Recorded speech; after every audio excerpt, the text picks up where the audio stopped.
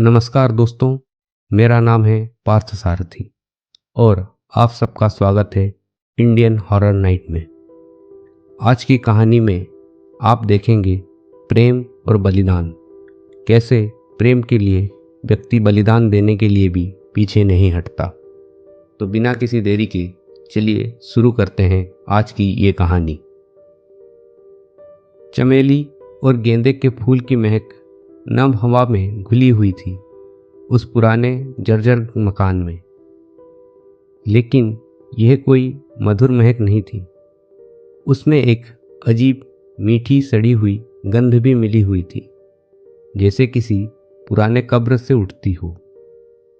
यह वो गंध थी जो रोहन को उसकी पुराने दिनों की याद दिलाती थी। वो उसे एक ऐसे समय की याद दिलाते थे जब उसके जीवन में खुशियाँ और आने वाले उज्जवल भविष्य की आशाएं भरी हुई थी। पर अब वो सब एक सड़ी हुई उम्मीद से ज़्यादा और कुछ नहीं थी।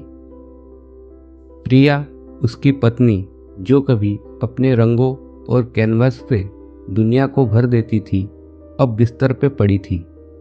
उसका शरीर बर्फ की तरह ठंडा, चेहरा पीला और आंखें आधी खुली, मानो अंदर कोई और झांक रहा हो।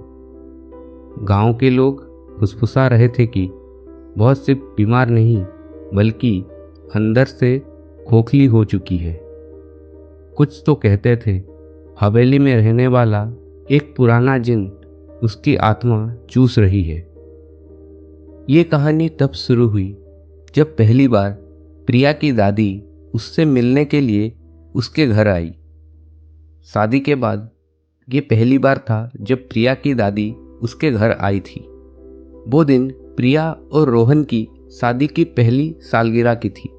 दादी ने प्रिया को गिफ्ट में एक बहुत ही सुंदर और प्राचीन आईना दिया और साथ में था उनके उज्जवल भविष्य के लिए ढेर सारी आशीर्वाद। दिन ब दिन प्रिया का लगाव उस आईने के साथ बढ़ने लगा, लेकिन कोई ये नहीं जानता था कि वो दर्पण एक कैद खाना है जिसमें सदियों से एक जिन बंद था। एक दिन पेंटिंग करते हुए रंगों की कुछ छींटें दर्पण पर पड़ी और उसने उस आत्मा को जगा दिया। वह प्रिया की आंखों में घुस गया और रूह को चीरते हुए उसके मन मस्तिष्क पर पूरी तरह से हावी हो गया। और कुछ दिन के बाद उसकी हालत ऐसी हो गई जैसे कि उसके शरीर में कोई और ही वास कर रहा हो और वो देखते ही देखते एक जिंदा लाश की तरह बनती गई। एक दिन वो था जब प्रिया की हंसी से पूरा घर खिलखिला उठता था। आज वही प्रिया मुर्दे की तरह एक बिस्तर पर पड़ी हुई है। न जाने उसे क्या हुआ है। यही सोचते हुए रोहन ने अपनी सारी पूंजी उसके ट्रीटमेंट पे लगा दी, लेकिन उसके शरीर में किसी भी तरीके का सुधार उसे दिखाई नहीं दे रहा था। वो दिन ब दिन टूटता जा रहा था, लेकिन प्रिया का साथ छोड़ने के लिए उसके अंदर हिम्मत नहीं थी और ना ही वो प्रिया को खो सकता था। एक रात जब तूफान खिड़कियों को खड़खड़ा रहा था, एक छोटी सफ़ेद बालों वाली महिला दरवाजे पर आई। उसका नाम मंगला था। गांव वालों का मानना था वो एक चुड़ैल है जो वर्जित ज्ञान और काली शक्तियों को अभ्यास करती है। उसने प्रिया की ओर देखा और दुख से अपना सिर हिलाया। फिर उसने अपना सर रोहन की तरफ मोड़ते हुए कहा, बेटा, श्राप घर पर नहीं बल्कि इसकी आत्मा पर लगा है। एक जिन जो ईर्ष्या और घृणा से भरा हुआ है, वो इसके मन और मस्तिष्क पर हावी हो चुका है। वो अंदर ही अंदर इसे खाए जा रहा है और बहुत ही जल्द वो इसको मार डालेगा। रोहन आज के युग का इंसान था। उसे ऐसी दकियानुसी बातों पर भरोसा नहीं था। मंगला की बातें उसके दुखी हृदय पर एक हंसी का फूल बनकर खिल उठी और उसने हंसते हुए कहा, देखो मंगला, जिन बिन कुछ नहीं होता। ये बीमार है और इसे दवा की ज़रूरत है, ना कि कोई अंधविश्वास की। इसीलिए दया करके अपनी ऐसी ढोंगी बातें मुझे मत सुनाया करो और यहाँ से चुपचाप चली जाओ। मंगला शांत रहकर रोहन की सारी बातें सुनती रही और कुछ देर बाद उसने कहा, दवा आत्मा को ठीक नहीं कर सकती, लेकिन प्यार कर सकती है। सच्चा प्यार किसी भी अंधेरे को बाहर निकाल सकती है। फिर उसने रोहन को एक छोटी बारीक नक्काशी वाली चांदी की डिबिया दी। मंगला ने रोहन को कहा, देखो, इस डब्बे के अंदर तुम्हें एक दर्पण मिलेगा। आधी रात को इसे उसके चेहरे के सामने रखना, लेकिन याद रहे, जो तुम देखोगे वो उसके दिल का प्रतिबिंब होगा। वैसे रोहन को मंगला की बातों पर भरोसा नहीं था, लेकिन उसकी अवस्था ऐसी थी कि ना चाहते हुए भी उसको ये कदम उठाना पड़ा। वो बेताबी से आधी रात का इंतजार करने लगा। रोहन के लिए बीतता हुआ हर पल एक सदी बराबर था। उसकी नज़र घड़ी के कांटों पर टिकी हुई थी। आधी रात का इंतजार करते हुए वो ये भूल गया था कि विज्ञान और अंधविश्वास दोनों में कितना फर्क है। उसको अपने मन में छुपा हुआ डर साफ करना था और ये जानना था कि उसकी बीवी केवल बीमार है, किसी भी तरीके की अलौकिक शक्ति उसके ऊपर हावी नहीं है। मन में भय और असमंजस से भरा हुआ रोहन कई घंटों तक वैसे ही एक जगह पर बैठा रहा और आधी रात होते ही वो भागते हुए बिना एक पल गवाए प्रिया के पास बैठ गया और उस डब्बे को खोलते हुए उसके अंदर से उस दर्पण को बाहर निकाला और प्रिया के चेहरे के सामने उस दर्पण को रख दिया। पहले तो उस दर्पण में प्रिया का ही प्रतिबिंब दिखाई दिया, जिसे देखकर रोहन ने सुकून भरी सांस ली। पर अचानक से प्रिया का चेहरा धीरे धीरे उस आईने में घुलता गया और उभरता गया विकृत, भयानक और दरिंदगी से भरा एक चेहरा। वो चेहरा एकटक रोहन की तरफ देखता रहा। वह एक जिन था। उसने एक तेज चित्कार लगाई। वो कोई आवाज नहीं था, वो विशुद्ध रूप से एक आतंक था और एक ठंडी और अदृश्य शक्ति ने रोहन को दरवाजे की तरफ धकेल दिया। रोहन बिना एक पल गवाए भागते हुए मंगला के घर पहुंचा और उसके कुछ बोलने से पहले ही मंगला ने कहा, मैंने बोला था ना, यह कोई बीमारी नहीं है, यह मौत से भी पुरानी श्राप है। जिन उसकी आत्मा खा जाएगा और तुम्हारा प्यार उसे नहीं बचा पाएगा, लेकिन मैं किसी को जानती हूँ जो उसे बचा सकता है। मंगला ने रोहन को अपने साथ गांव के बाहर वाली पुराने मंदिर के अंदर चलने के लिए कहा। उस मंदिर के दीवारों पर सूखे खून के धब्बे थे और अंदर बैठा था अघोरी काल सिद्ध, एक काले वस्त्र में लिपटा तांत्रिक, जिसकी त्वचा राख जैसी थी और आंखें काले शून्य जैसी। उसके चारों तरफ जलती हुई हड्डियां और राख फैली हुई थी और हवा में आत्माओं की फुसफुसाहट गूंज रही थी। अघोरी काल सिद्ध ने मंगला के मुंह से सारी बातें सुनी और अपनी आंखें बंद करके समाधि में चला गया। कुछ ही पल बाद उसने अपनी आंखें खोली और कहा, जिन को मारना आसान नहीं, उसे निकालने के लिए हमें किसी और को मारना होगा और जिन की जगह उस आत्मा को कैद करना होगा। सवाल यह है कि तुम में से कुर्बानी कौन देगा। रोहन का दिल कांप उठा।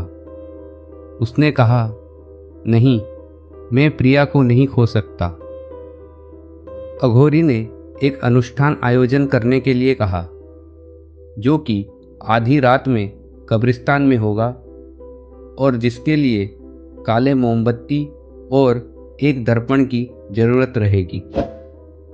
लेकिन साथ ही में उसने एक चेतावनी दी, जिन बाहर आते ही एक नया आत्मा ढूंढेगा। अगर वो तुम में घुस गया तो तुम भी जीवित रहोगे, पर एक राक्षस बनकर। अगले दिन आधी रात को वो गांव के कब्रिस्तान में पहुंचे। प्रिया का शरीर बीच में रखा गया। उसके चारों ओर राख और मंत्र का चिन्ह बनाया गया। जैसे ही अनुष्ठान शुरू हुआ, दर्पण में से काला धुआं बाहर निकलने लगा और उसके बीच से निकला वह जिन। उस जिन की आंखें दहकते हुए अंगारों जैसी थी, जैसे कि नर्क की आग उसके आंखों से निकल रही हो। उसकी उंगलियां लंबी और मुड़ी हुई थी। उसकी हंसी हवा को चीरते हुए दिल में दहशत की आंधी उठा रही थी। वह जिन प्रिया की आत्मा को खींच रहा था, लेकिन तभी धुएं ने अपना रुख बदला और रोहन की तरफ बढ़ने लगा। रोहन के लिए चुनाव करना बहुत ही मुश्किल था। एक तरफ थी प्रिया की जिंदगी और दूसरे तरफ थी खुद की जान। जिन इन दोनों में से किसी एक को बिना लिए जाने वाला नहीं था। तभी मंगला ने रोहन का हाथ थाम लिया और कहा, चुनाव करना उतना भी मुश्किल नहीं है जितना तुम सोच रहे हो। जरा एक पल के लिए पीछे पलटकर अपने अतीत को देखो। और रोहन के आगे नाच उठी अतीत की धुंधली और रंगीन यादें। उसे याद आया जब उसने पहली बार प्रिया को देखा था, गांव की दीवार पर एक पेंटिंग बनाते हुए। उसकी आंखें मदहोश कर देने वाली थी।